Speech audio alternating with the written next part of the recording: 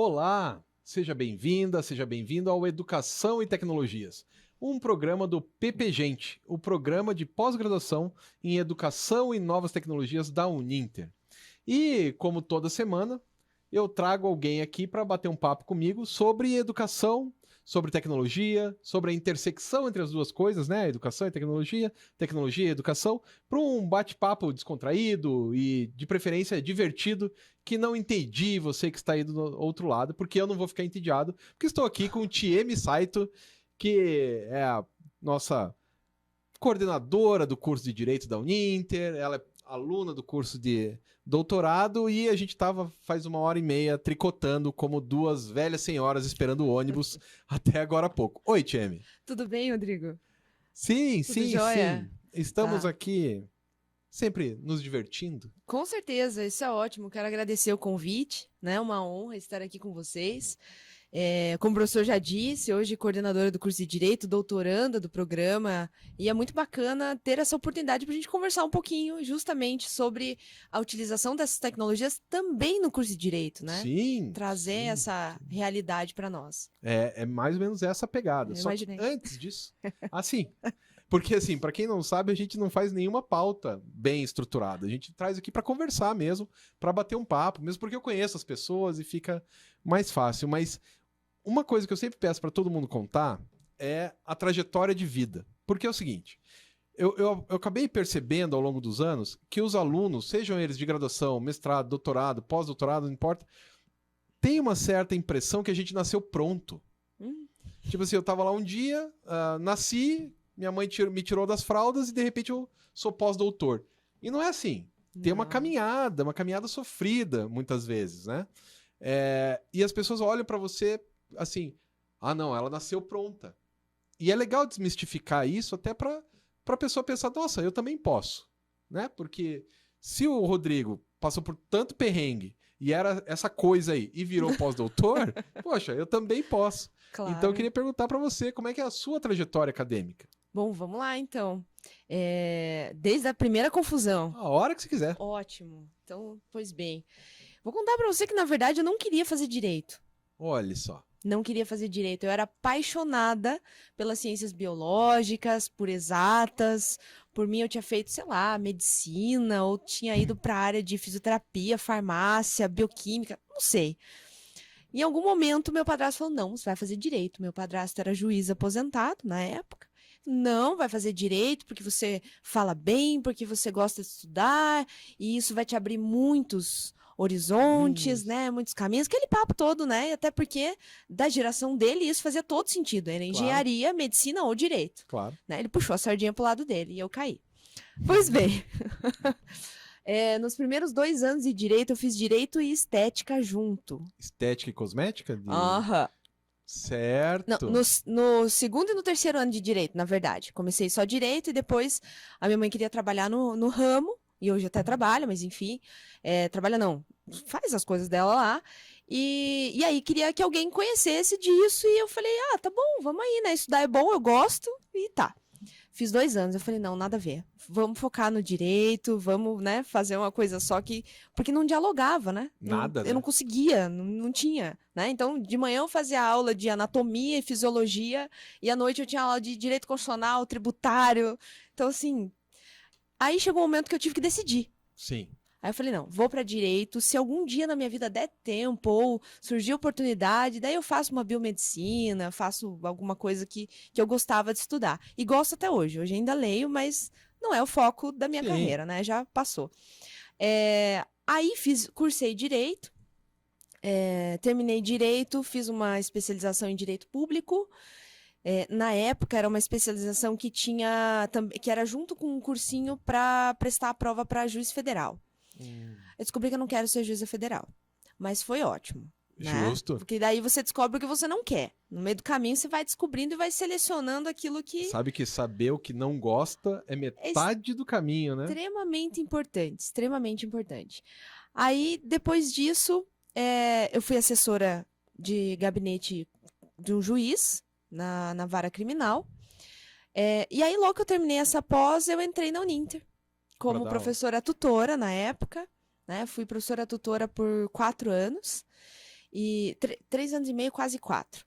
E aí fui fazendo outras especializações. Fiz Mas você outra era tutora do quê? De quais dos cursos? cursos de pós-graduação jurídicos. Ah, legal. Aham, com o professor Silvano Alcântara, que é o coordenador ainda das E que pós. é nosso aluno do doutorado também. Olha aí. Silvano é meu Não aluno. sabia, olha só. Tava tendo aula com ele. Tava dando aula pra ele esses dias aí. Não, ele é fantástico. Ele é Sim, fantástico. gente finíssima, gente finíssima. Ótimo. Mestre dos magos, assim, É. uma inteligência, assim. E aí entrei, eu era tutora dele, dos cursos que ele coordenava, né? Que ele ainda coordena. Hoje, na verdade, são bem mais. Na época eram 4 ou 5. E aí fui fazendo outras especializações. Fiz uma em Direito Penal e Criminologia, que é a área que eu depois fiz o meu mestrado em Direito. E após o mestrado em Direito, agora sou doutoranda do programa PP Gente, né? E o que é o teu mestrado? Qual que é o tema do seu mestrado? No mestrado, eu fiz uma análise com base na criminologia crítica, né? O que é isso? Eu não sei. É ótimo Vamos entrevistar lá. as pessoas quando você não sabe nada. Porque daí, pra quem tá assistindo, fica melhor, né? Claro, claro. Então, assim, a gente tem uma criminologia clássica, né? Uma criminologia positivista que busca justificar e legitimar o direito penal.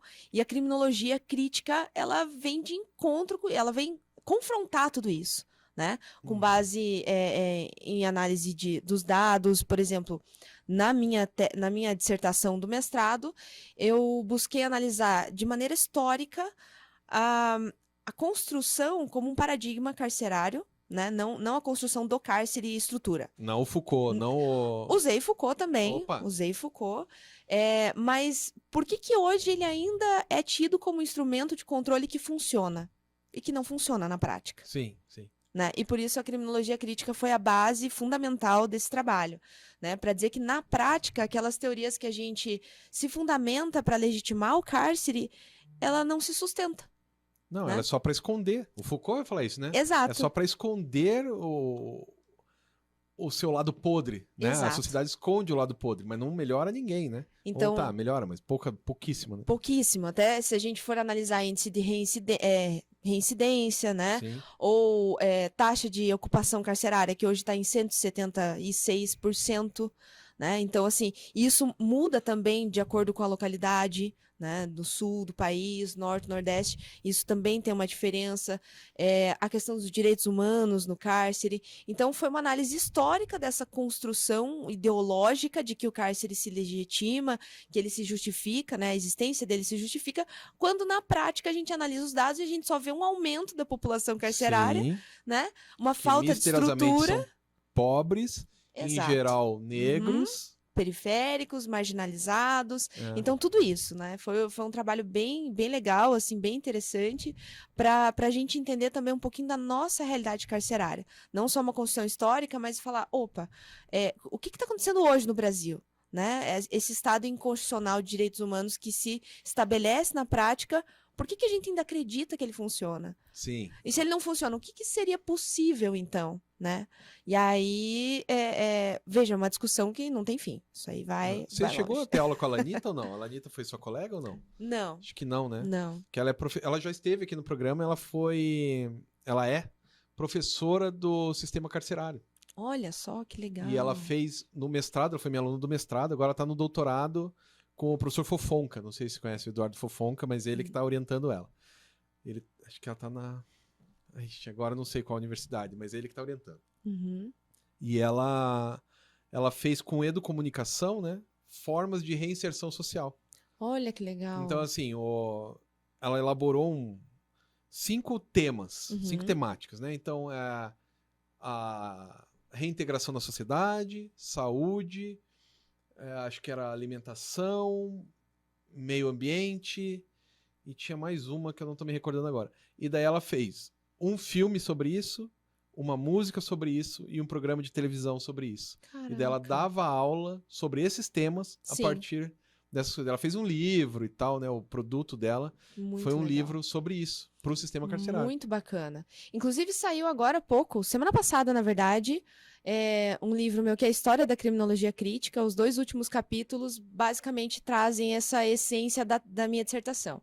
Tá na Intersaberes. Lógico, tá? que daí você aproveita Claro, a sua dissertação. aproveitando, né, a deixa, inclusive, é muito bacana porque Aí, quando eu tive mais tempo para produzir o livro, eu usei a da dissertação, lógico, a essência ali, aquele, né? Mas eu fui além ainda, fui buscar um pouquinho mais. Claro. É muito bacana, muito legal, convido. Sabe que tem umas coisas que eu só entendi do meu doutorado, quando eu escrevi o livro para Intersaberes também, eu tive que escrever um livro sobre como estudar a história, né? Uhum. E daí tinha um cara que eu li, Jürgen... Como é que é o nome do cara?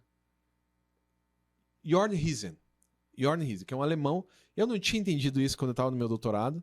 Assim, entendi daquele jeito, sabe? Você entende mais ou menos. Vai indo. Aí na hora... Isso, vai indo. Isso também é bom para as pessoas saberem que às vezes a gente não entende na hora. Exato. Acho que 6 anos depois tive que escrever um livro. Sabe quando entrou aquele conhecimento Luva. que estava em algum lugar, ele entrou. Sim. E daí saiu em forma de livro daí. Isso é muito legal também, porque eu falo para os meus alunos, assim, quando a gente está desenvolvendo a pesquisa, escrevendo um livro, que demora mais tempo do que um artigo, né, obviamente, mas esse tempo de maturação, né? Parece que você lê um negócio e não entendeu muita coisa, deixa um pouquinho. Aí passa um tempo, surge uma oportunidade de escrever de novo, ou aí parece que aquilo... E ele vem pronto. Aham. Tipo assim, parece que ele tava ali na sua cabeça, cozinhando ali, você só não tinha entendido. Então é igual um vinho, assim, deixa ali quietinho um pouquinho, que daí em algum vai momento, fazer sentido. Aí no momento de no vinho, no momento de celebração, ele está melhor. Sim, sim. Isso é muito legal. E aí também fiz uma outra pós lá em formação docente EAD, que é extremamente importante para quem vai atuar, né? A gente consegue utilizar Você fez na bastante própria disso. Uninter também? Fiz na Uninter É também. que tem uma aula minha lá. Tem, de eu sei, comunicação. tem. Muito legal. Eu descobri depois. Ah, que bom. Isso é muito bacana. A gente às vezes descobre uns alunos que vêm, você foi meu professor Pois lá então. no curso tal, No- né? Aí você fica, nossa, é verdade, fui, né? Que legal. Né? Que honra minha. E aí, quando eu assumi a coordenação do curso de Direito ano passado, aos 32 aninhos. Olha só. Aham. Aí bateu um pequeno desespero, né? Porque a atividade de coordenação ela é muito mais de gestão do que a docência em si, né? Totalmente gestão. Totalmente gestão. Então aí busquei outros cursos. Eu falei, agora eu vou ter que aprender um pouquinho de gestão estratégica de pessoas, vou ter que aprender disso.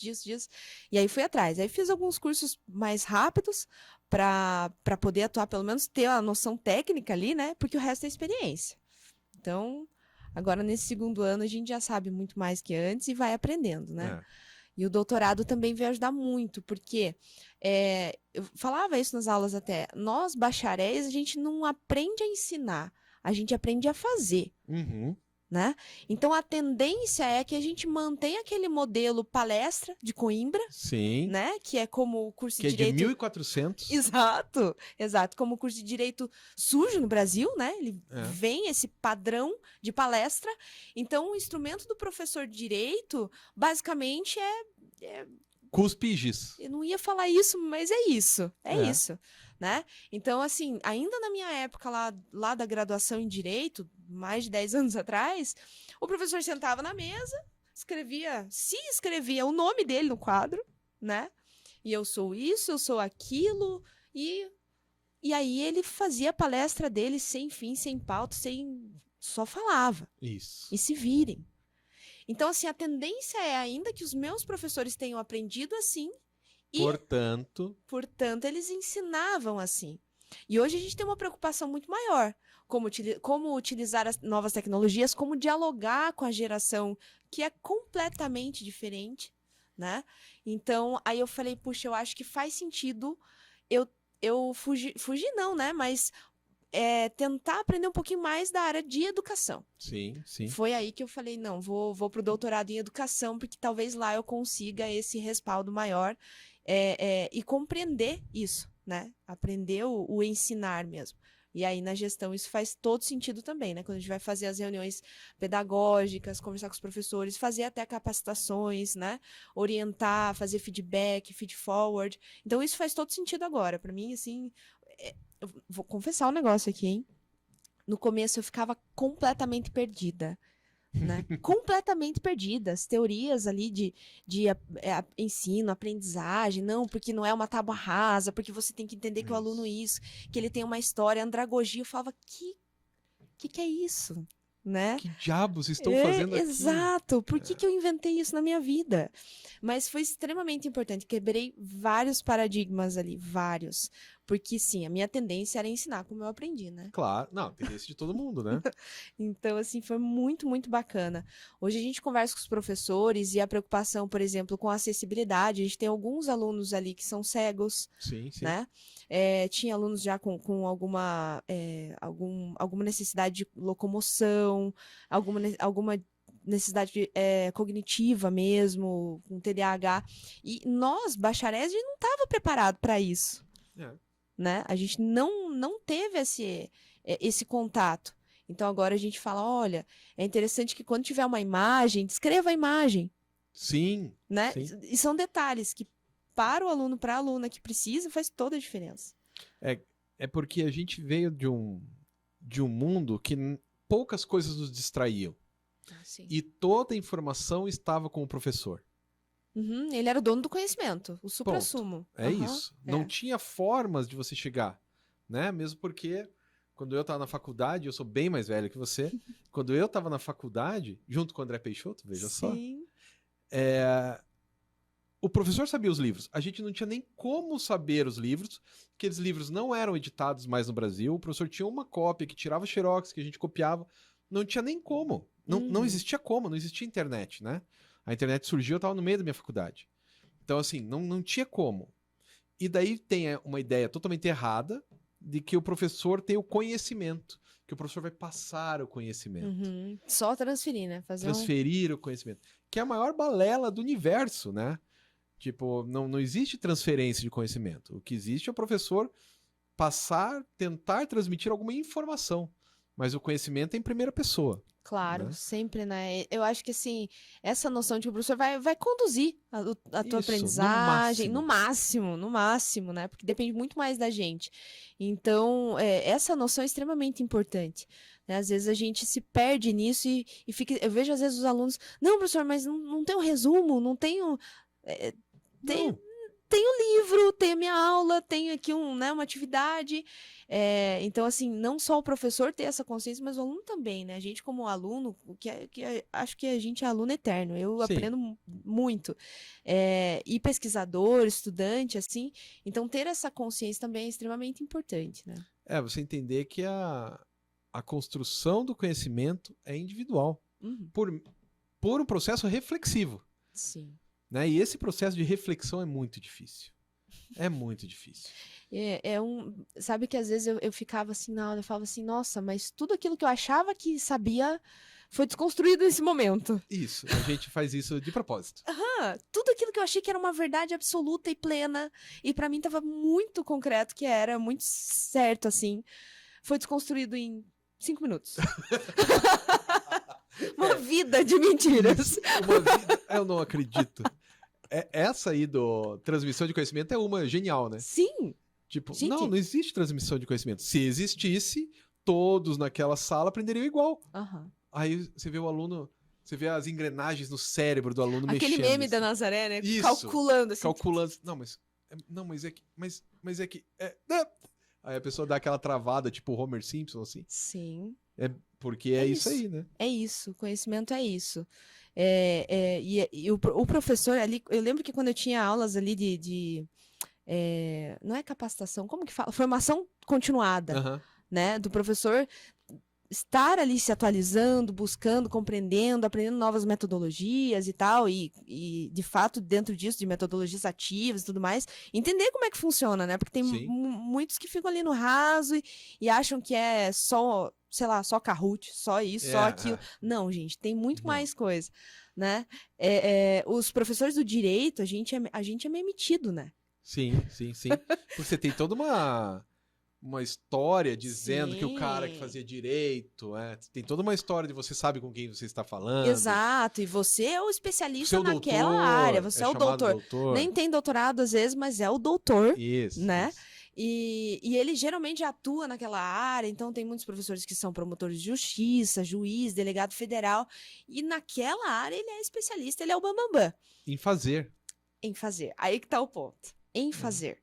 E aí, como que ele vai passar esse conhecimento? Então, os professores que têm essa preocupação, é excelente, Nossa, é Sim. muito gostoso trabalhar, a gente aprende, a gente debate, ó, essa metodologia funcionou nessa turma, porque não é em toda a turma que você consegue Isso, exatamente. encaminhar sei lá, uma, não sei, uma entrevista, um negócio diferente que você quer fazer, né, uma dinâmica. Não é toda turma que aceita e que aquilo ali dá certo.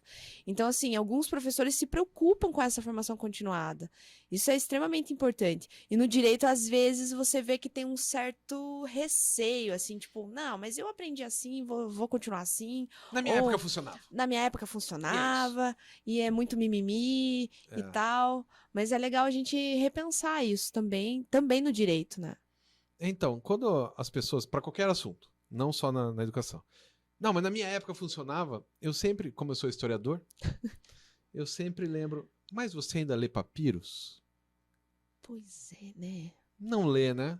Então, porque talvez alguma coisa tenha mudado. Em algum momento, alguém deve ter falado, papiro é muito melhor que você abre assim.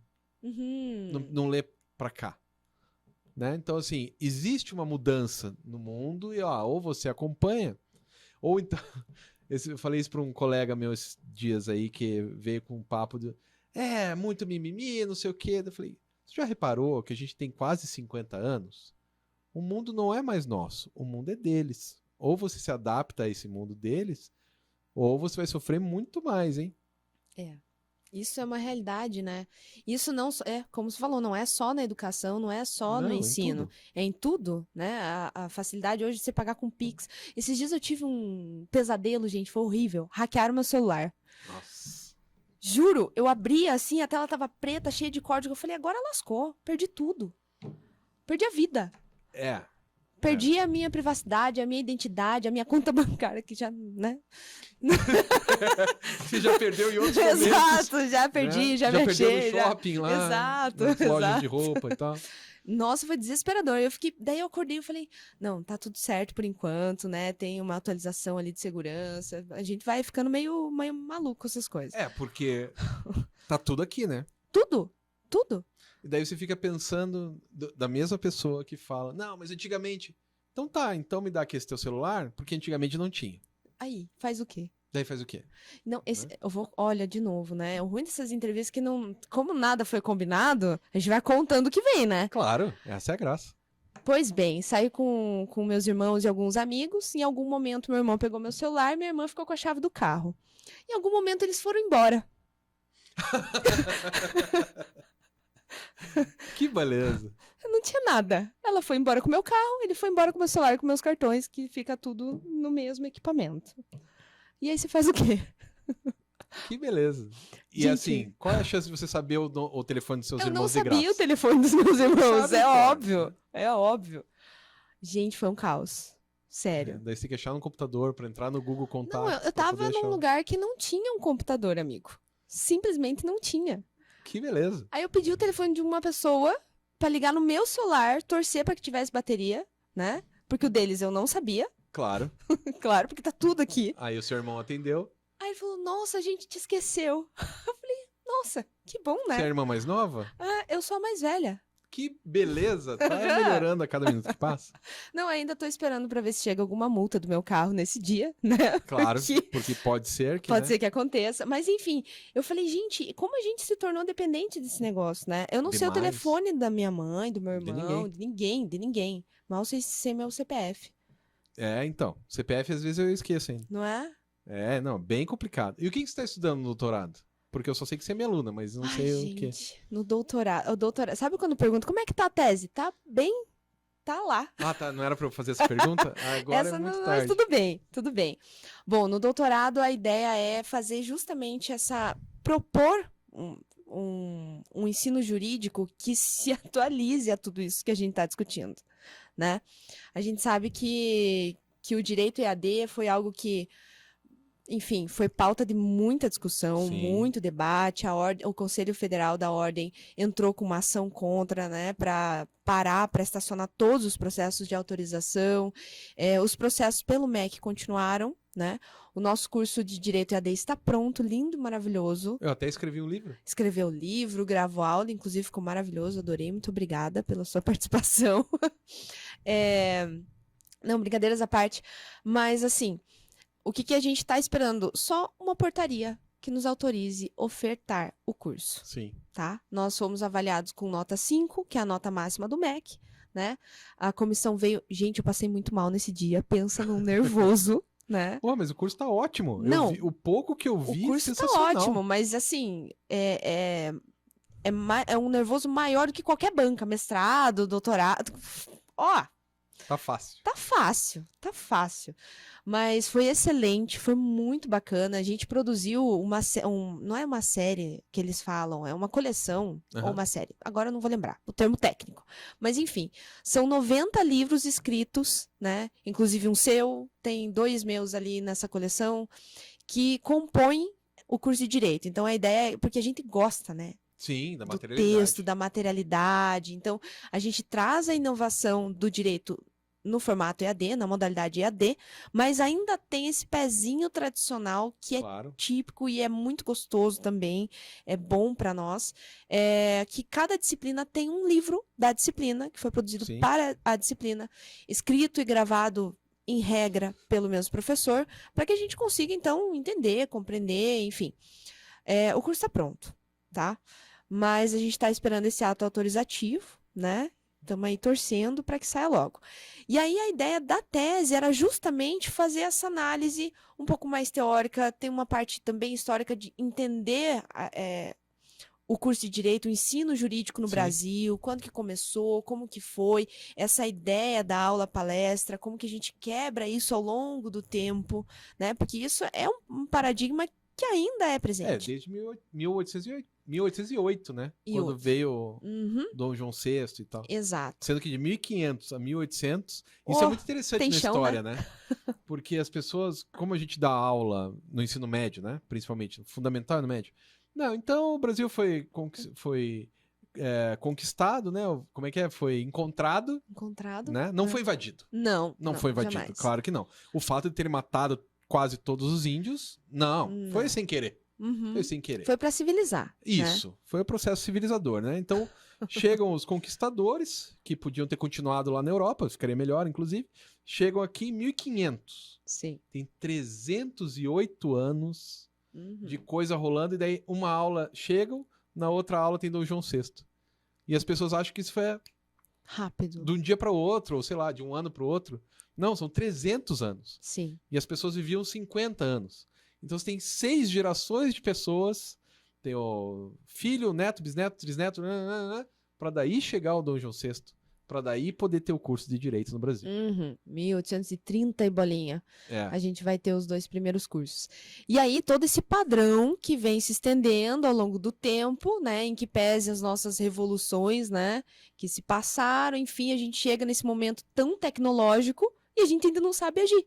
Sim. Tanto que quando veio a pandemia, nossa, o povo do direito entrou em desespero.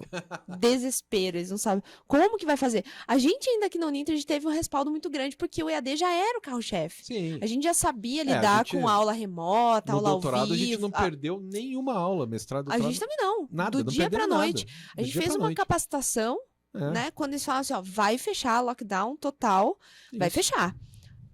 Chamamos todos os professores, todo mundo no laboratório, capacitação. Ó, o AVA é assim, você vai dar aula aqui, entra aqui, responde aqui, tá. E as aulas vão seguir os dias exatamente como tá É isso aí. no calendário. E nada parou. Teve instituição que falou assim: olha, professor, faz como você conseguir fazer.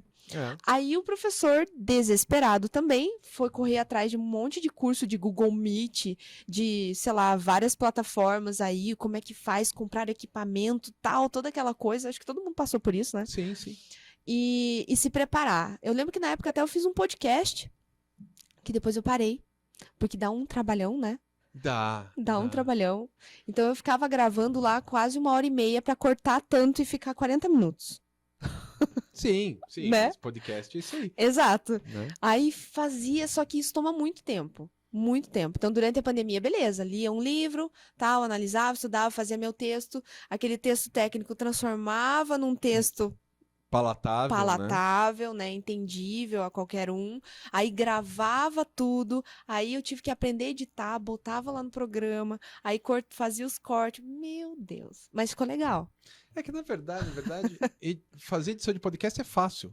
Mas dá muito trabalho. A produção, eu acho que a produção intelectual é o que mais dá trabalho. Isso, pois é. Né? Cortar é relativamente simples, mas dá muito trabalho. Aham. Porque você pega, daí você estica, aí ouve, corta, tira.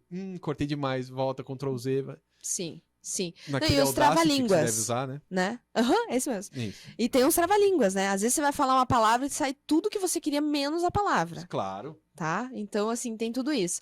Mas foi uma experiência muito legal. Na época ajudou bastante os meus alunos.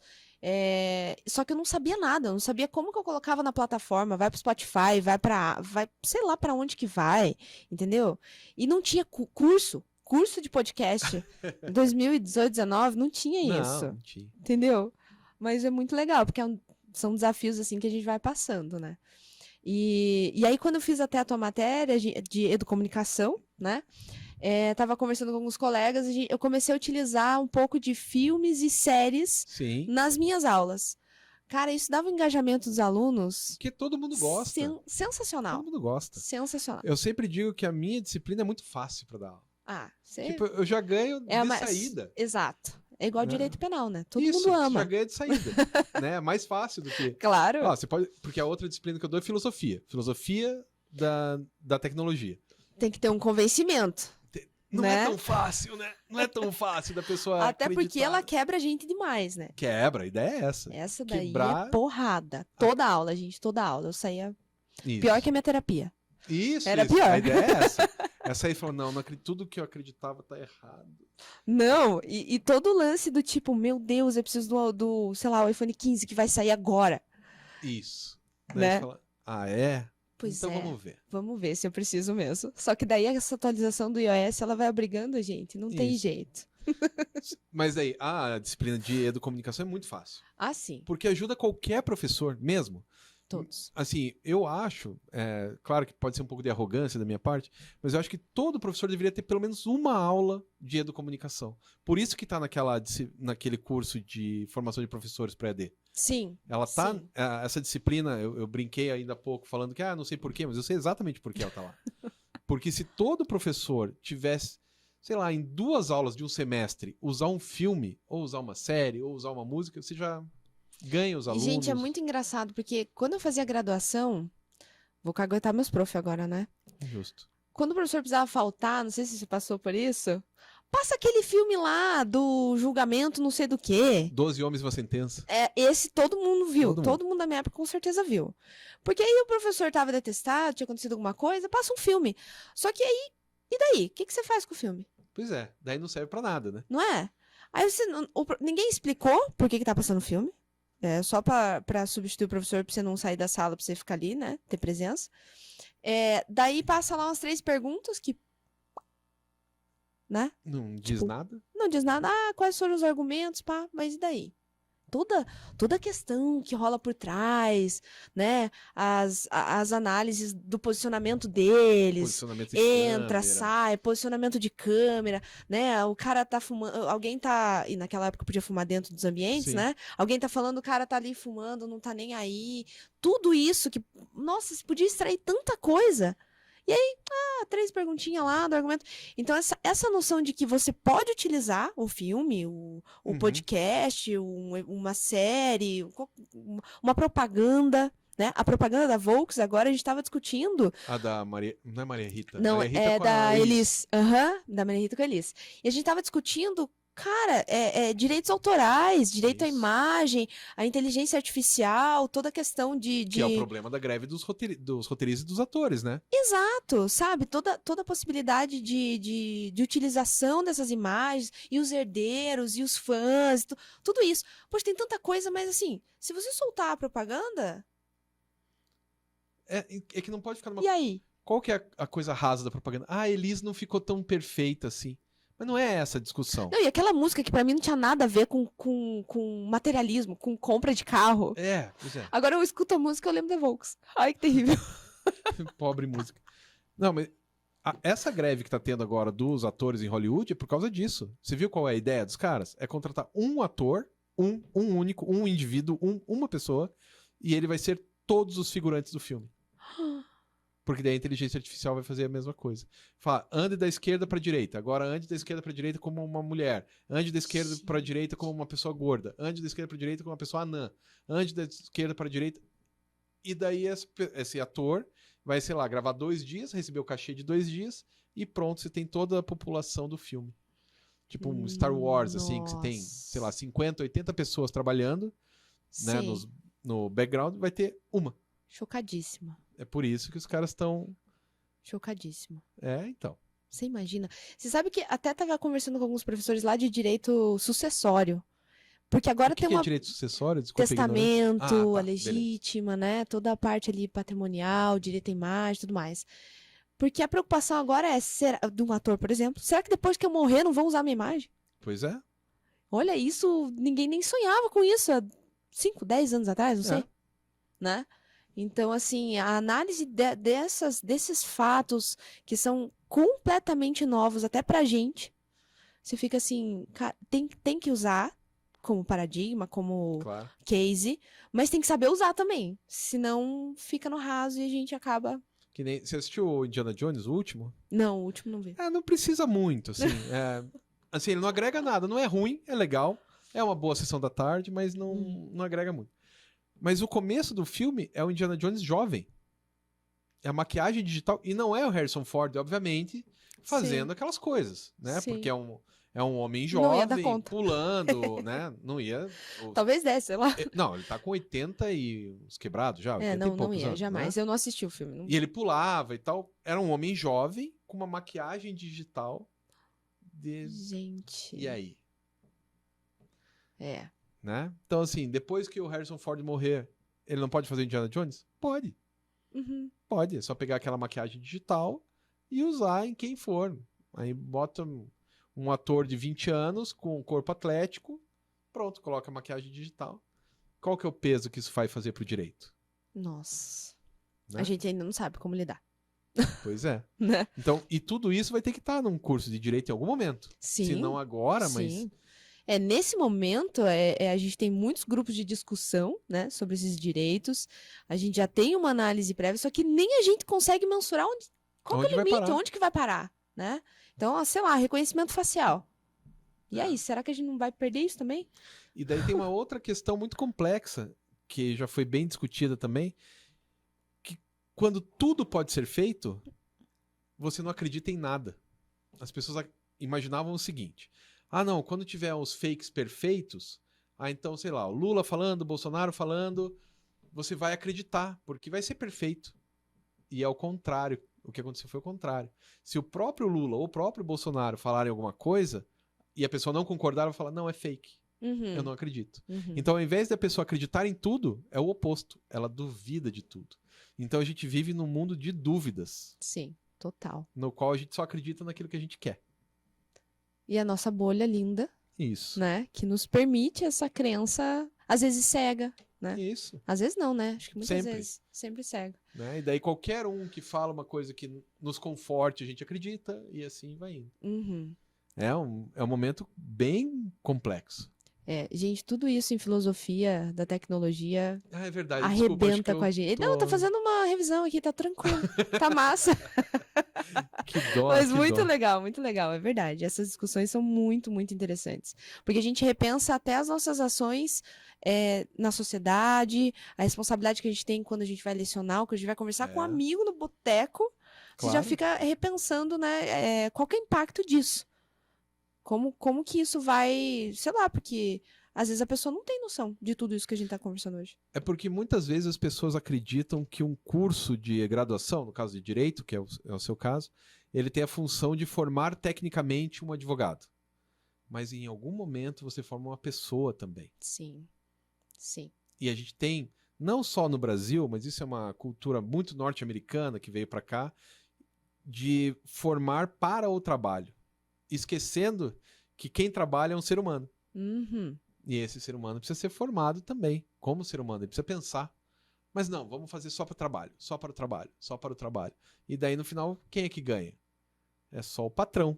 É o dono dos meios de produção que vai ganhar porque o outro está sendo preparado para o trabalho e não para o pensamento. Sim, nossa, isso é muito importante. A gente estava discutindo sobre isso nessas novas atividades extensionistas, né?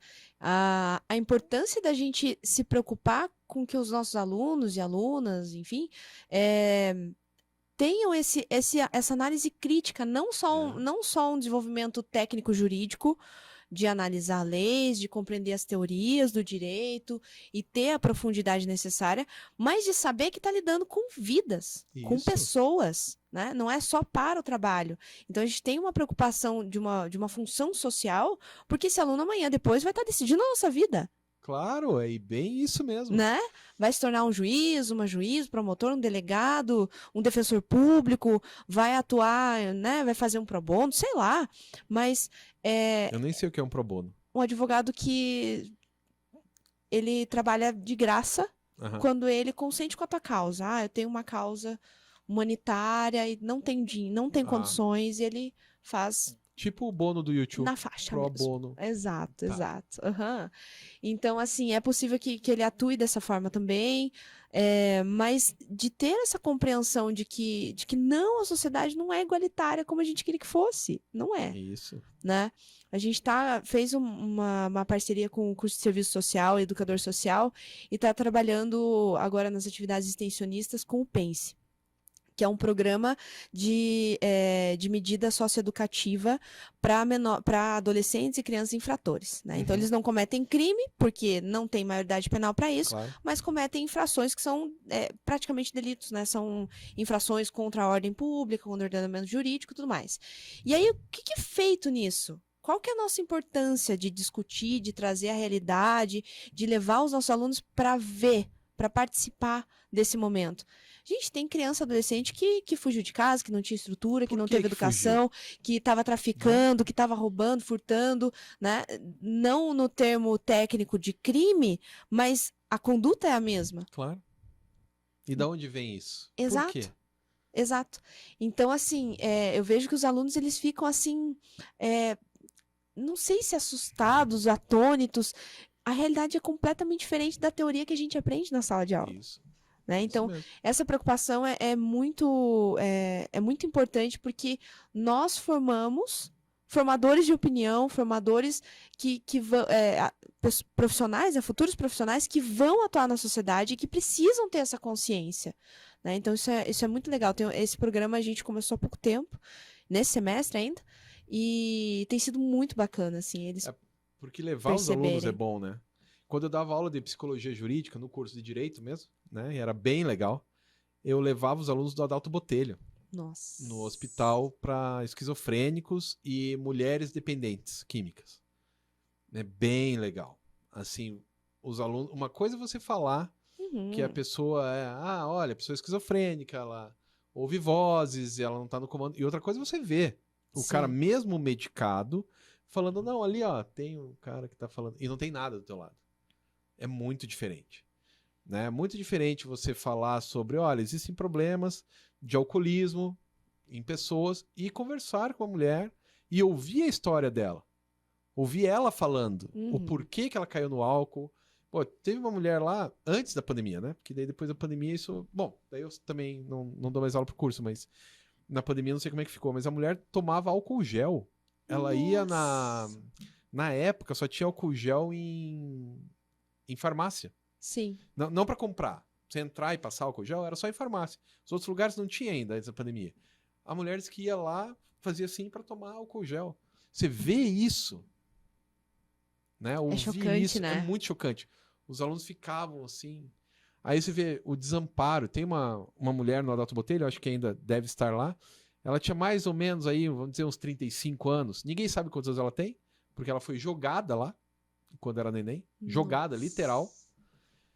E a mulher só andava, assim, teve um momento que ela pegava na mão dos alunos, e a mulher bem grande, assim, né? Bem forte. E ela só queria andar, mas ela não fala.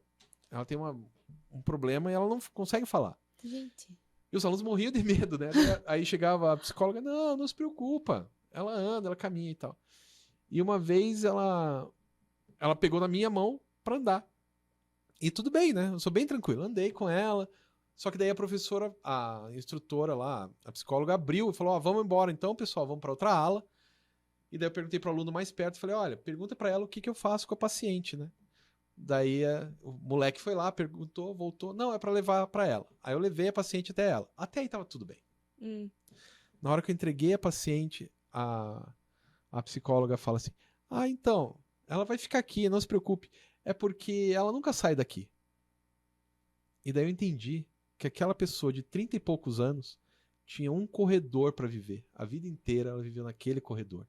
Aquilo me destruiu, cara. Eu fiquei...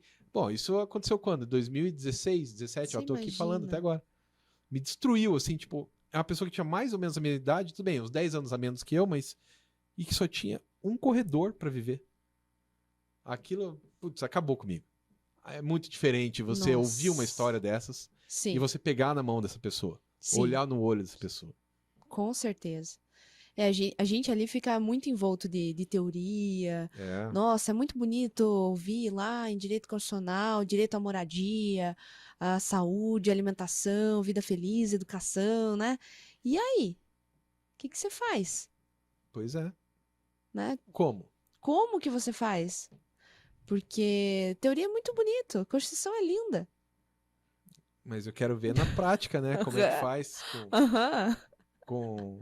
E esse fosso entre rico e pobre está cada vez aumentando mais. É. E quanto mais tecnologia, mais aumenta esse fosso.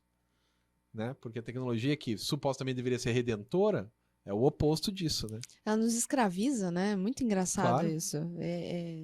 Às vezes é meio desesperador. Às vezes eu assisto aquele Black Mirror. Sim. Meu Deus, gente. Sensacional. Adoro. Aham, sensacional. Você fica quase louco. Você sai travando tudo as câmeras, os microfones, né? É. Eu fiquei assim, quase uma semana sem celular, porque eu falei, nossa, estão me ouvindo.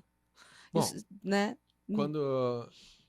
Em 2008, quando eu estava fazendo meu mestrado, eu li o texto do Flusser, né? Da Caixa Preta. Da Caixa Preta. Nossa, esse é perturbador. Eu li, na outra semana eu viajei para Buenos Aires, nunca tinha ido para Argentina, não levei a câmera. Sério. Não levei. Falei, não quero. esse negócio aqui tá me escravizando. Eu quero ser livre! Né? Porque esse livro, para quem não leu, ele vai dizer que é mais importante você tirar uma foto da Torre Eiffel do que cheirar o ar de Paris. Uhum. Então, para quem que você tá? Você quer aproveitar a viagem ou você quer trabalhar para a máquina fotográfica? Cara. E daí, quantas vezes a gente tá trabalhando para o celular? Sim, total. Vai viajar, vai assistir um show, vai. Esses dias eu fiquei acho que uns 4 dias sem mexer sem postar nada no Instagram, porque geralmente eu sempre posto alguma coisinha, né? Porque ali é a nossa vida. Nossa vida virou aquilo ali. Sim. Né? Então, se você não posta, você tá mal, ou aconteceu alguma coisa, ou sei lá, hackearam teu celular, a tua vida tem que estar ali agora, né? E aí eu fiquei uns 4 dias sem postar nada, correria, e também às vezes dá uma enchida, Nossa, né? eu posto uma vez a cada 3 semanas, eu acho. Eu não, quase todo dia eu posto alguma coisinha, só pra dizer, oi gente, tô viva, tô Oi. aqui, apareci. E aí eu fiquei uns 3, 4 dias, a pessoa falou assim, você me bloqueou? Eu falei, não, cara, não bloqueei ninguém, eu só queria respirar um pouquinho, né? Nossa. Ter a minha vida sem as redes ali. Então, às vezes, quando a gente para pra pensar nisso, é um pouco assustador, sim. Né? O quanto a gente se torna dependente, e até, assim, às vezes no ambiente de trabalho, né? Sim. A gente estava conversando esses tempos que estão discutindo, enfim, estão conversando sobre o direito de desconexão. Sim, a Shoshana Zuboff começa o livro dela lá, A Era do Capitalismo de Vigilância, falando da galera na Espanha que foi no Senado espanhol, aí eu não sei como é que é o ordenamento jurídico, você deve saber um pouquinho melhor na Espanha como é que é, para ter o direito de ser esquecido pelo Google. Olha isso. O direito de ser esquecido. Porque tem um problema muito sério, né? Se você... eu tenho quase 50. É claro que eu fiz bobagem quando eu era adolescente. É óbvio. Né? Eu não era exatamente um bom aluno. Se tivessem filmado, eu Meu jamais Deus. teria um emprego. E é claro que depois eu me emendei. Eu era um moleque. Sim. Eu era bobo, né? Tipo, eu estudei num colégio marista, todo Ó. regrado. Sim. De repente você cai na Universidade Federal, onde você pode matar toda a aula que você quiser. O que será que aconteceu, O que né? será que aconteceu, né? Então, assim, eu fiquei 1 ano matando aula. Meu Deus. Reprovei um monte de disciplina. Sim. Mas não nada disso tá gravado. Nossa, professor. Olha isso. Nossa, E reprovei um monte. arrebentando a gente nas matérias. Claro, sempre. Porque depois eu me emendei, né? Tá bom. Mas é isso, eu lembro que quando a gente conversava sobre essas coisas da igreja, né? Aquela ideia de que você vai ser julgado, os teus pecados vão aparecer, meus pecados já estão tudo na internet, eu acho, entendeu? Então, Não que estejam de fato, mas assim, essa preocupação, né? Você tá ali. Às vezes vem cliente assim, criminal, né? Eu sou advogada também, e fala: olha, veja, saiu em tal matéria de tal jornal e o processo nem acabou, estão falando que eu fiz isso. isso, pois E é. aí? Daí. Né? E se a inteligência artificial também colocar o teu nome lá e... Eu nem coloco meu nome no Google que dá medo. É, Eu também... tenho medo de saber o que, que o Google diz de mim, brincadeira. Mas é sério, assim, o que que, né? O que que aparece ali? Vai saber, gente. Então, é uma coisa muito Uma vez eu cheguei, eu né? lembro que eu tava, acho que é a segunda ou terceira turma que eu tava lecionando, e eu fui evangélica por um tempo, né? Acho que até uns 20 e poucos anos. E aí eu sempre fui muito de me entregar, assim, Sim. né, aquilo de coração. Então, quando não faz mais sentido, então, ok, né? Mas, enfim, eu era líder jovem e tudo mais, toda envolvida, né? E cantava na igreja. Eu lembro que eu cheguei em sala, aluno é um ser curioso, né? Curioso, no mínimo. Curioso. Eles tinham achado um vídeo meu no YouTube, sabe Deus, com 17, 18 anos cantando na igreja. Então. Gente, eu só liguei pra minha amiga, eu falei, dá pra você fazer a gentileza de me tirar do YouTube? Que os meus alunos me acharam. Gente, sério. E aí, Então. pensa, isso ali ia ficar ali. E agora pense que você não tem mais a sua idade, você tem 15 anos. O que não estão colocando toda a sua vida inteira, né? Todas as bobagens que você fez. Uhum. Porque assim, é inevitável. Entre os 15 e os 25, você faz muita besteira. E depois também faz Depois pouco. também, mas é que nessa Né? faixa Nessa etária faixa é desgraça, né? E você ter tudo documentado, Que beleza, né? É meio complicado, né? Sim. Complicado. Sim. Essa tecnologia que a gente gosta, se tornou dependente, né? Escravo dela. Facilita muita coisa na nossa vida, mas também coloca a gente, olha, em apuros às vezes, né? E tem o esquema da redenção, né? Porque eu me redimi. Eu era um aluno muito ruim no primeiro ano da faculdade, mas no último ano eu já era um ótimo aluno, mesmo. Minha monografia de graduação foi uma das melhores e tal. Pode até perguntar pro André.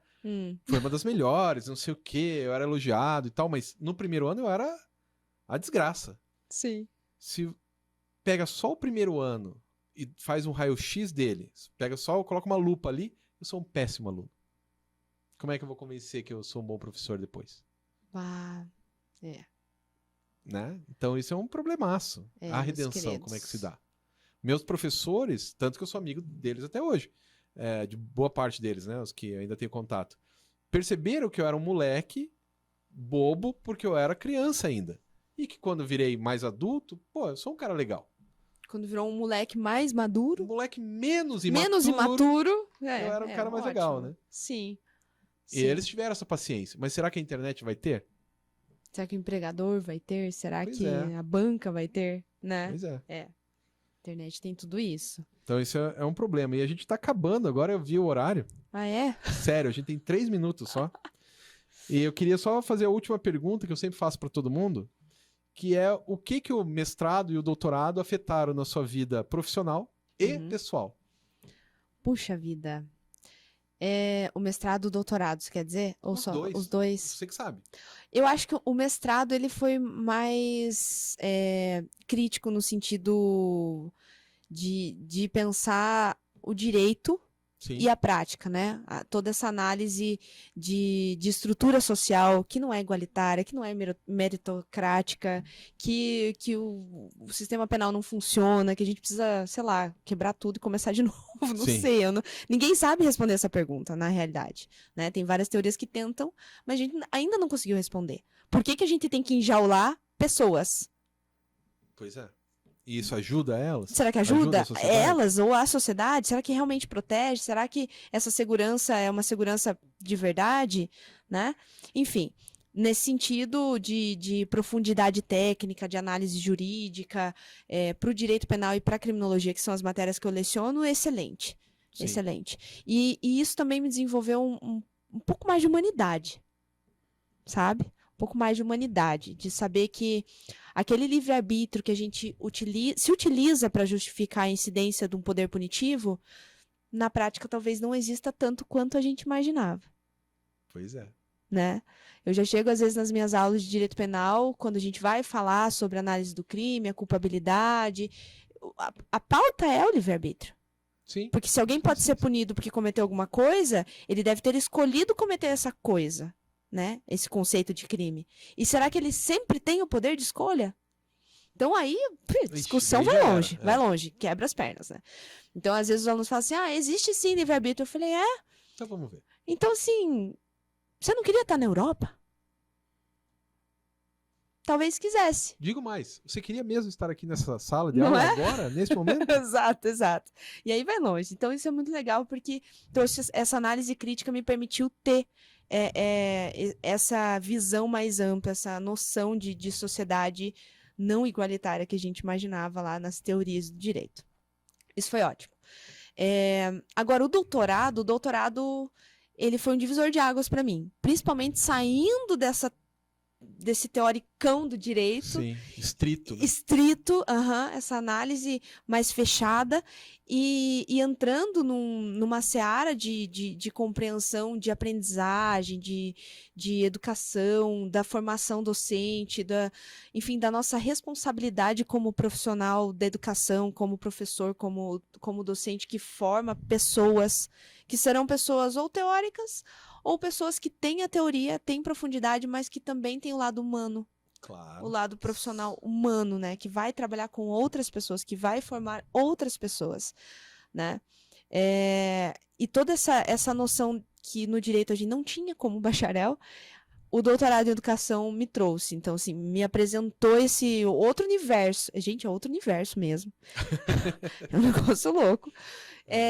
Que me quebrou muitos paradigmas, muitos, principalmente esse viés da tecnologia que tem no PP Gente, traz uma visão muito, muito, muito bacana da nossa realidade hoje. Sim.